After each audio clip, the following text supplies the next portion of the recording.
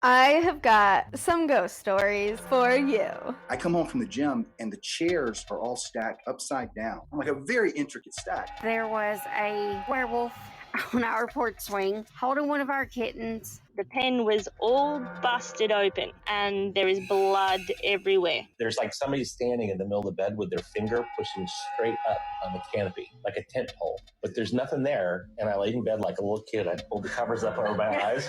This little boy told paranormal investigators, apparently my grandfather came back from the dead to harass a toddler. So that is my ghost story. Hi, and welcome to Haunted AF, the podcast of real ghost stories told by real people. We are your hosts. I'm Julie Fisk. And I'm Rebecca Black. So, man, technology hates us today. Or this week. Okay. I bet it was a car warranty. Or I keep getting stuff about Camp Lejeune. What's that? Were you poisoned by the water at Camp Lejeune? You're not getting it because my husband and my husband and I both are getting the Camp Lejeune stuff. Okay, are you going to be a part of that lawsuit? Do you know if you were poisoned by Camp Lejeune? Time to find out. Looks like I was, even though I don't remember ever being there. I've told ghost stories about Camp Lejeune. Have you? And I really wonder if that's why that has happened. So sorry, my phone was just ringing in our introduction. And that's the kind of episode this is going to be, y'all. Woo, yeah. Strap in. Okay. Let's see. Coming up, we have multiple sleep paralysis stories. All right. Rebecca has pulled together some spooky news for us this week. And we have a Bigfoot story. Yes. Love a good Bigfoot story. Stinky Bigfoot. I cannot wait. But first we have to give That's okay. Get it out of the way now. I know, right? So that I can actually talk through the rest of the episode. That'd be great. So we actually have to send a big shout out to our new patrons. Of course, we do this every week. Topa, Elena Gallegos, Kara Fogel, and Leah Bernard. Remember, if you have binged every single episode of Haunted AF and there's nothing left to listen to, if you get on Patreon, get on Patreon, become a patron. Yes, thank you. That's what I was trying to say and couldn't. We've got tons of exclusive content there. You want me to do it? Patreon.com/Haunted AF. Very good. Yeah, we actually, that's the funny thing. We actually just taped a pregame, which is when we kind of warm up and really kind of rant and rave and bitch for a little while before we get started. My favorite is when Julie's like, we have no content. And then we literally just talked for, 15 minutes. Yeah. So no problem. Patreon might not be the thing for those of you who are like, shut the hell up. Yeah, if you hate us, don't listen to that. Shut up and tell a ghost story. Not for you. But we do share ghost stories. We do primarily share ghost stories over there. We also share a lot of bullshit you probably don't care about. Right. But it's good. It's like therapy for us. Absolutely. A free therapy. Which I need. Yeah, me too. Quick reminder, we're going to be at the Spooky Spectacle on September 24th and 25th. That is Granbury's Paranormal Expo. And we want to know if you're coming. Yeah. In fact, we found out, keep in mind, Haunted AF, it's me and Rebecca. That's it. There no one else. No staff. We don't even have an intern. No. But I just found out that we are supposed to have someone manning our table while we are doing our panels. Okay. And so I'm like, so are we asking for volunteers right now? Anybody want to man our table in Cranberry? So if you say we're coming to the Spooky Spectacle, you might be asked to man the table. I love this. To be a Haunted AF correspondent for the weekend because that's the kind of bare bones operation we're running over here. Now, okay, real quick before we get started, your daughter. We have to talk about your daughter. Oh. I know. I'm sorry. I don't want to make you cry, but I think the people want to know if you're doing okay this week. I'm not. Aww. No, I am.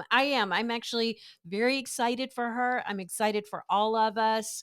It's just hard to take your kid off to college. You know, it's hard to take your kid, and we're very, very close. It'd be one thing if she was an asshole. She isn't. She's great. And she's such a good kid. She's such a good kid. So far from the a-hole. She's a good friend. She's a lot of fun to have around, and we all miss her very, very much. And it's hard to miss somebody, but it's also hard to see people you love being sad because her dad and her little sister also miss her a lot. Yeah. And so, but it's good. It's at UT. It's a great school. Austin is wonderful, and I'm so jealous that the dorm that she's living in. Dude. I'm jealous of her dorm room. Yeah, she has a great dorm and her room is great. She loves it. We had so much fun decorating it and stuff. But the building she's in is super old. Yeah. And it's awesome. even haunted.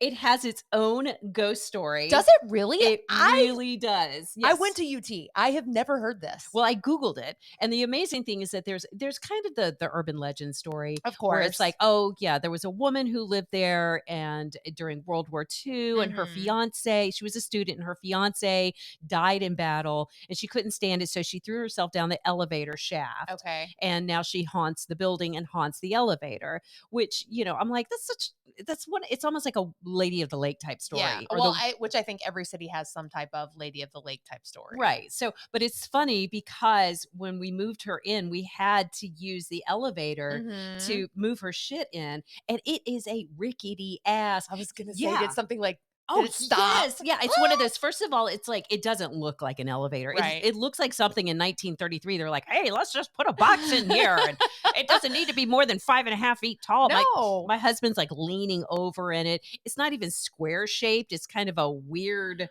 Man, that is freaky. It is so freaky. I'm like, well, this definitely feels haunted. Yeah. But then I Googled it again, and there was an ABC News story about this haunted dorm. So evidently there's that story, but there's an additional one that one of the former administrators hated having her picture taken. Okay. And so, but there's a place in the dorm where they hang up pictures of the former administrators. So when years later, she's long deceased, they had hung up her picture, and but her picture just kept falling down all the time, and they would hang it back up. And then they started hearing like noises and knocking.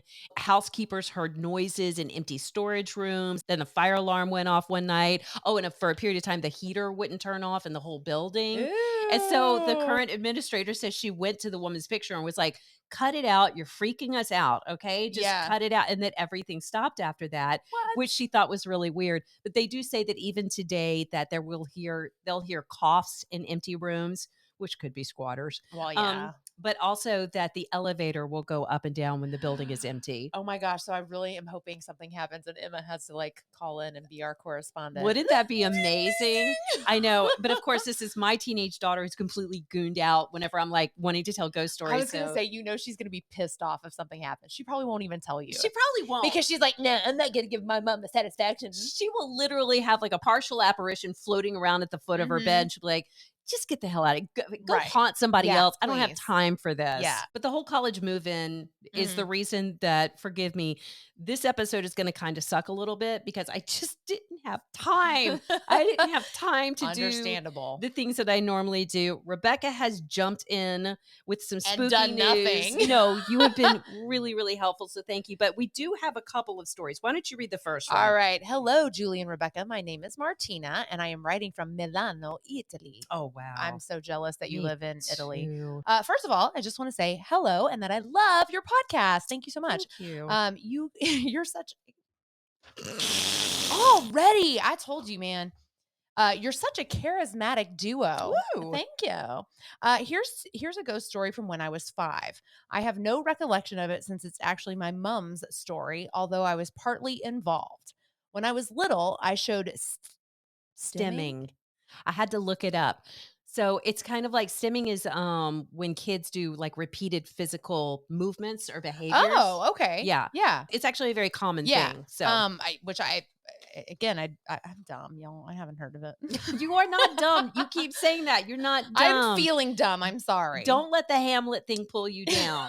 Okay. Oh my God. Twitter erupted over stupid Hamlet. Yeah. People were really giving us a hard time for not knowing the proper definition of Hamlet. So sorry. We cannot be your everything, okay? Look, we know ghosts, the end. You can be an educated, smart person and still not know everything. Correct. Yeah, you can still have stupid moments. Amen. In fact, everyone, you're allowed to have a really stupid moment today, and you are not going to be judged for it. Amen. Thank you, girl. All right, so one day, my mom's friend told her he knew someone who could help me. That someone was a Catholic friar, and that something was an exorcism. Just a quick little exorcism. Oh my! She'll be fine. No, it's totally normal. Everybody does it. And my mom obviously decided to give it a go. Wow. Anyway, she took me to this friar. He said some prayers, sprayed me with holy water, and that was it. Why I'm picturing like a water gun and holy water at this poor little girl. That would be hilarious. Sorry to disappoint, but it was nothing spectacular. Yeah, I am a Yeah. little bit bummed about that. It's like we need levitating beds. I know, and vomit and Yeah. like all that good stuff, right? Yeah. But that's okay. You know, it is what it is. You got to exercise. It's fine. The only image I remember from that moment was my mom crying like there's no tomorrow and the friar consoling her. Evidently, after the exorcism, the friar turned to my mom and said, "By the way, Gisela, I want you to know that your father asked you to stop crying. He is well now." See, my mom had recently lost her dad after a long, devastating illness. When he died, she was not at the hospital with him, so she carried this guilt each and every night she would cry herself to sleep. The friar gave us 2 religious medals, one each, and then sent us home. Well, that night, somehow my mom lost her medal. She was inconsolable and searched the entire apartment for it. Almost dismantled the kitchen looking for it, but was nowhere to be found. She went to bed and cried herself to sleep again. The next morning, my babysitter arrived. My mother told her about the medal, and after a few minutes, my babysitter found it on the coffee table in the living room. Right in the middle, and I mean right in the middle, as if someone had placed it there to be seen. Mom believes my granddad wanted her to know he was right there with her and that he was looking over us. That night, for the first time, she didn't cry, and she hasn't cried ever since. Ciao, Martina. Thank you, Martina. Oh, that's great. What a great story. Have we ever heard from somebody who had been exorcised before? I don't think so. No, I we know did. I've talked about it because I had a Bible teacher in high school who said he had done exorcisms in Africa when he lived there. What was his name? He had a crazy name. Mr. Honey. Mr. Honey. Mr. Honey. No, we did. It was like someone from the Philippines, I think. That had actually been exorcised? Yes. Yeah. I think and because he had been sick and they said there were demons in him. Oh, we got to go back and find I know. I was out. like, that sounds kind of familiar now. Oh, okay. So this next one Mhm. says, "Hey, Julie. Hey, Rebecca. It's Huggy Bear." Ooh. AKA Sean. I absolutely love the podcast. I binged every episode and I'm all caught up. I want to share one of my most recent experiences with y'all. It happened back in April and involved my dog Chopper, who just turned 13 years old. I live in North Carolina and I'm a part-time paranormal investigator. I also collect haunted objects, Ooh. especially haunted dolls. Oh. Well, Chopper is my cuddle buddy and always has been. So on this particular night, I woke up feeling as though everything except my head and my right shoulder was in some sort of paralysis. I looked over at Chopper, who was standing at the foot of the bed, like standing on the bed at the base of it, and acting like someone was petting him. His tail was even wagging like crazy. So I called his name, but he didn't acknowledge me, which is rare. It's dark in my bedroom, but once my eyes adjusted, I could make out a small childlike figure peeking around my dog. I honestly wasn't frightened at all. In fact, I remember saying, "Oh, hello there." And then I laid my head back down and went back to sleep. What? Yeah, I know. How do you know? I'm sorry. You don't see a small child shadow figure Petting your dog. petting your dog and then just lay down and roll over, go back to sleep like it's no big deal. Well, you do if you're Huggy Bear, because he also collects these haunted dolls and he keeps them in his room. So, Like prisoners, little haunted prisoners. P.S. I'm an aspiring YouTuber, so I hope it's okay to plug my small but growing YouTube channel Of called course. Huggy's Hauntings. Of course. So far, it's mainly videos of me investigating my haunted dolls. And he did send pictures of these nasty dolls. Mhm. Please stop collecting haunted dolls. No, I know. I can't. But he also sent a picture of Chopper, who is so cute. Oh, I'm sure. I love his dog. Have you checked out his YouTube channel? No. I was going to say, I wonder if there's any proof of the dolls being haunted, like if he's caught anything on actual video. Oh, I don't know. What Huggy's Hauntings? Let's all go check it out. All right, I'm in. So our next story comes from Marie. She says, "Hello, Julie and Rebecca. Okay, I heard you call for stories and I want to help. Thank you. Like a lot of people over the last 2 years, I've been working remotely from home. In that time, we have upgraded 2 of 3 TVs in our house. No issues at all. However, the older TV had me freaking out recently because it's been randomly turning on and off. I work for a very large fashion industry and there isn't much downtime, so at first I thought I was just overtired. But throughout the day, usually when I walk from my office to the kitchen, the TV would turn on.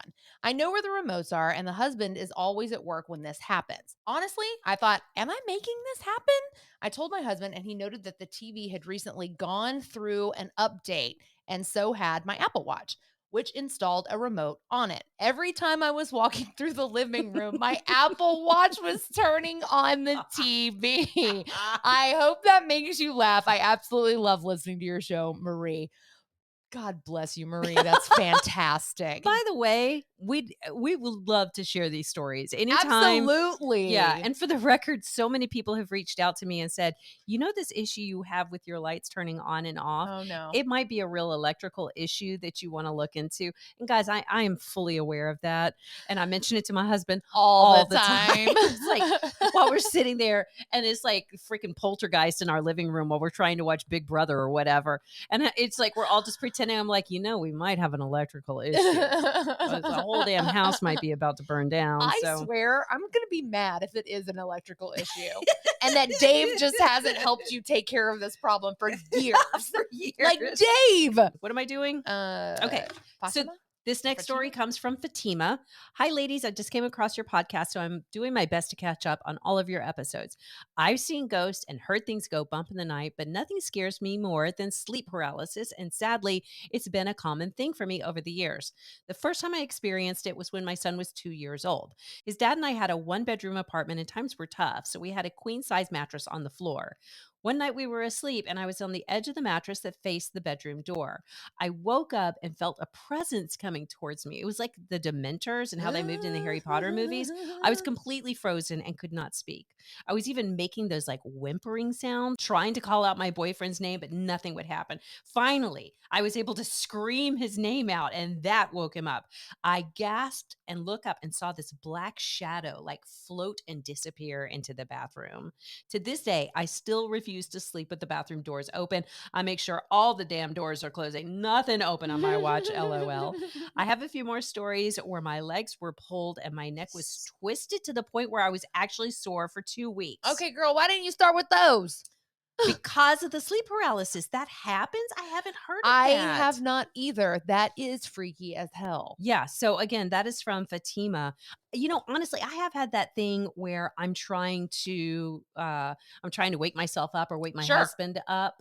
And so I guess I've had a little bit of sleep paralysis, you know, where I'm doing that like, help me. Help. Yeah. And finally my husband was like, honey, you're having a nightmare. You know, you're like, and wake up. Shut up, Julie. Go back to sleep. Go back to sleep. But no Dementors, thank God for that.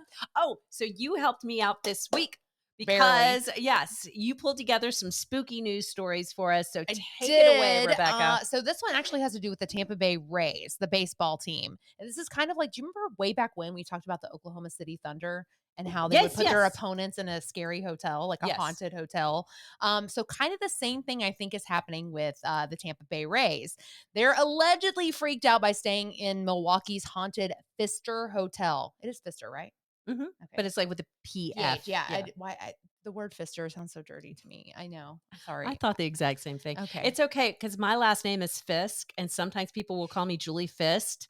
And you're like, please don't. Please, God, don't. My joke is that that's my porn name. I'm sorry. If you do not start an OnlyFans with that, like, no, I don't want that. No, you could just be showing your fists, like for real, your fists.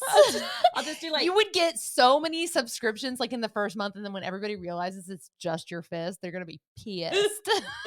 I'm just saying, cash grab. That's all. Okay. Cash grab. Moving along. Anyway, so yes, the Brewers, they're the ones that put them up in this haunted hotel, supposedly. And third baseman for the Rays, Yandy Diaz, he's especially worried. And his teammates are not helping the situation. They're actually like kind of prodding him, if you will. They taped a ghost cartoon on his locker with the Spanish word ciudado, which means watch out. Now, he's considered staying at a different hotel while they were in Milwaukee, but the management of the hotel actually promised him that they would put him in the newest tower, which is not haunted. Good. So it's completely ghost free. So Yandy lives to see another day. Oh, thank goodness. I really would love to hear stories of things actually happening beyond, who was that? The Meta World Peace? That's right. Ron Artest, aka Meta World Peace. Had like ghost sex or something. Right. I think he got a from a ghost. I don't know that for a fact. But just a little. There was definitely some action. He was like, I just wasn't gonna stop it. What is it? That is still one of my all-time favorite ghost stories, just in general. It's kind of like a glory hole, though. If you could actually see it, Right. you wouldn't want that happening. No, I don't think, because he doesn't know what that ghost used to be. For the record, I don't know if any of this is usable. I'm like, can we use glory hole? Why not? Well, thank you for that, Rebecca. No problem. And in the future, I'd like to do this once a week where you have some spooky news, just because I suck and I can't get my act together. All right, so we just got this story. I think this came in like this morning. I was so excited. This is from Heather. Hi, ladies. I'm a huge fan of this show. I listen to it all the time. Actually, I binge it until it creeps me out. I need a break, and then I binge it again, and the cycle continues. You'd think as an educated adult, I'd know to just listen to a couple episodes, take a break, and then continue. But the stories are just so good that I can't stop until it creeps me out, and I can't do it anymore. But please don't stop. It's amazing. I also want to thank you for introducing me to Booze and Bourbon. They are out of Nova Scotia. I am in Beaumont, Alberta, Canada, so just a couple provinces away, but still within our beautiful country of Canada. So thank you for introducing me to them. They're fantastic. So this story is a story from my husband. About 15 years ago, he had a Bigfoot sighting. My husband is in the oil and gas industry. He had a remote job where he was a battery well operator and had to check wells and make sure they were operating well. And where he was located, you'd have to drive about half an hour east of High Prairie, park your vehicle, and then you'd have about an hour and a half quad ride, so riding your ATV, into where his camp was. He would be by himself for sometimes weeks or months at a time. No other human being would be around. He'd just be on his own. And so this one day he's checking wells and he decided he wanted to have a break, a little bit of a snack. So he stops on this trail that he's on and starts having a snack. Turns his quad off so it's nice and quiet. You can hear all the beautiful birds chirping, leaves moving, all that beautiful stuff. Anyway, as he's having this break, he says about 40 feet in front of him, he sees like a shimmer, like in trees, you know, when leaves kind of flicker in the breeze, that kind of thing. He said it was almost like that, but it was quick, and then it stopped. He thought nothing of it, and all of a sudden where he saw that shimmer, it just kind of stepped out onto the trail. It was crazy tall, super hairy, standing on two legs, because at first he was like, is that a bear? Like, I've never seen a bear on two legs for that amount of time. And my husband said it almost like it looked at him. He couldn't make out a face that far away, and then he just started booking down this trail. This thing was crazy tall, and it was hairy and running so fast. So my husband shoved his snack back in a pocket and started his quad and started chasing after this animal. As he's chasing, he's getting this smell, and this smell is terrible. It's like, he said the best way he could explain it was like a terrible, overly musty smell. So obviously something that really needed to be washed. So he's chasing this thing, and he chased it for a good, it seemed like a long time to him, but he said in all honesty it was just a couple minutes. And then all of a sudden this animal does a 90-degree and just books her into the bush. When I mean bush, it's dense forest. There's like a normal human being, a normal man would not be able to run through this like this animal was.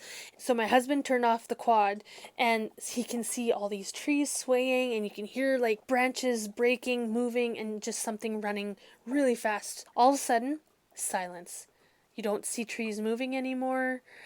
You don't hear the crashing, crazy noises anymore. My husband's like, you know what? It's probably safe for me to back out of this area a little bit. I'm by myself. So he starts going back, and then he thinks, I want to see if this thing left any tracks.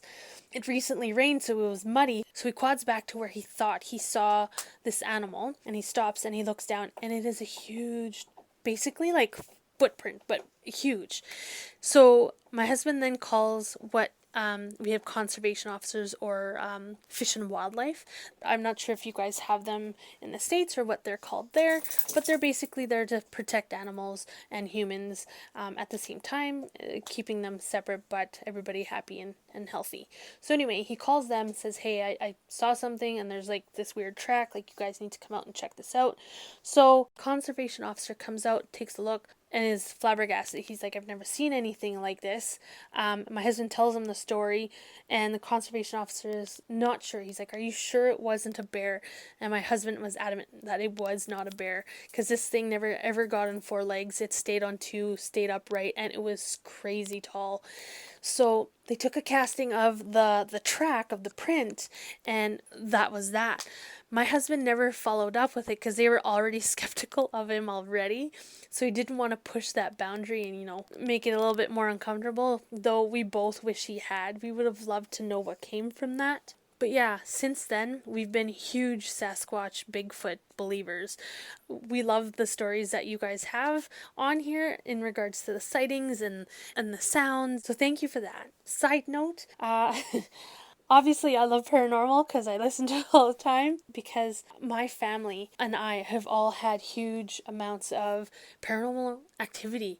If you're interested, just let me know and I would love to send more recordings. Thank you so much for the podcast, and please never stop. It's so amazing. Take care.